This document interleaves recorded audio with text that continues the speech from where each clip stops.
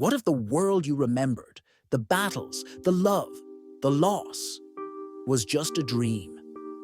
What if you awoke in the place where it all began, with no magic, no friends, and no way out?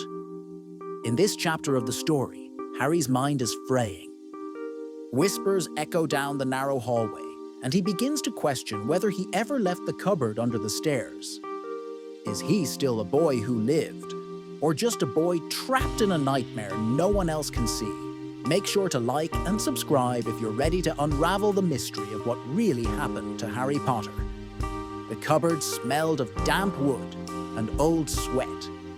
Harry sat with his knees drawn tightly to his chest, his forehead resting on the sleeves of Dudley's old jumper. No owl tapped at his window. No Hogwarts letters came flying through the chimney. There was just the ticking of the hallway clock and silence. Only this time, Harry felt something watching him. The days blended into one another like spilled ink across a page. Every morning, Aunt Petunia's shrill voice pulled him awake, demanding breakfast. Every night, Uncle Vernon stomped through the hallway, muttering curses about the freak. But something had changed. The light bulb in the cupboard flickered sometimes. And when it did, shadows danced on the wall in the shape of antlers. Antlers, like a stag, like prongs. Was it just his imagination? Harry didn't know. But when he whispered Lumos into the darkness, the cupboard remained dark. On the fourth morning, Harry tried to speak to Dudley. "Do you remember a castle?" he asked quietly. Dudley blinked at him from behind a cereal bowl. "Castle? What, like in a video game?" "No," Harry said.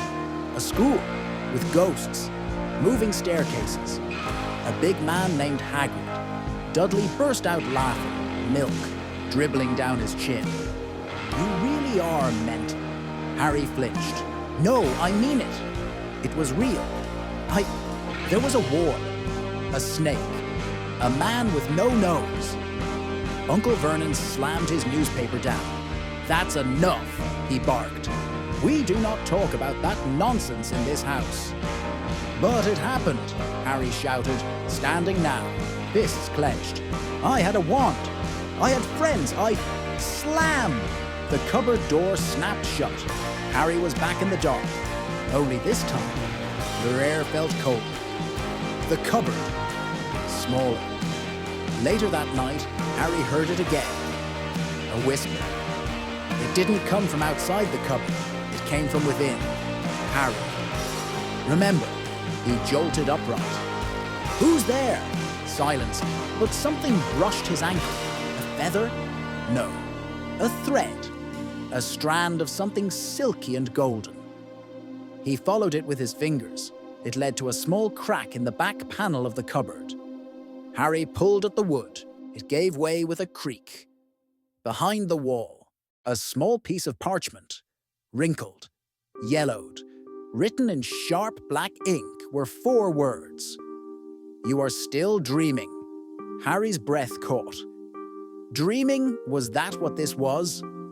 He remembered Hermione's tears, Ron's laughter, Ginny's kiss, Dobby's grave, the Elder Wand, the Resurrection Stone, Snape's memories, Dumbledore's last walk. None of it made sense anymore. Were they real, or just the desperate dreams of a boy locked in a cupboard?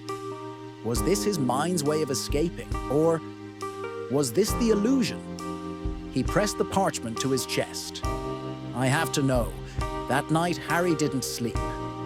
He waited for the shadows. And they came. First, a flicker, then a full apparition, mist curling into the shape of a face. It was Dumbledore. "Professor," Harry whispered. The image blinked, slow and mournful. "You are not where you're meant to be, Harry." "Is this a dream?" Dumbledore said. "Nothing." "Why can't I remember the end?" Harry asked. "Why did I wake up here? Why can't I do magic?" "Because you're caught between," the ghost said. "Between the truth And the lie? Harry reached forward. Then help me. Show me how to escape. Dumbledore's eyes softened. You must go deeper, before you can rise. And then he was gone. When Harry awoke, he wasn't in the cupboard. He was standing in the Great Hall. But it was empty, cold, ruined. The long tables were splintered, the floating candles extinguished, and across the hall stood Voldemort. But this Voldemort was not alive.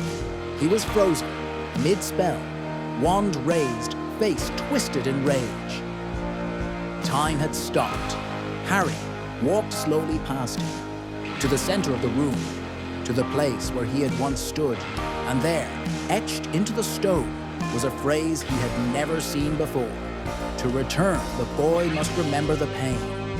Harry touched the words, and suddenly, he was falling, through memories, through deaths. Cedric, Sirius, Dumbledore, Fred, Remus, Tonks. Every scream, every loss, every moment of guilt slammed into him like thunder. He saw Ginny's face when he left her, Hermione's face as she watched him walk into the forest. His mother's voice, trembling with love. Be brave, his father's whisper. We're here. He landed with a gasp, back in the cupboard, heart pounding, eyes burning. But this time, he wasn't alone. Sitting beside him was Hermione, eyes wide with tears. You remember, she said. Harry nodded, and in his hand was a wand. The Dursleys were gone. The house faded, the walls trembled, the cupboard cracked, and then it shattered. Harry stepped out into light, into warmth, into Hogwarts. Real, living, breathing Hogwarts. Ron rushed forward, followed by Hagrid, Luna, Neville, Ginny. The world was back, but something was different. Harry looked at them and asked, was it real? The cupboard? The dream? Hermione nodded solemnly. For a moment, you almost lost yourself, but you fought back. He stared out across the grounds. Then let's never forget, he said softly. What we lost, what we found. But even as Hogwarts returned to life, something still lingered in the shadows. Was Harry truly free, or had he just awakened into a deeper dream?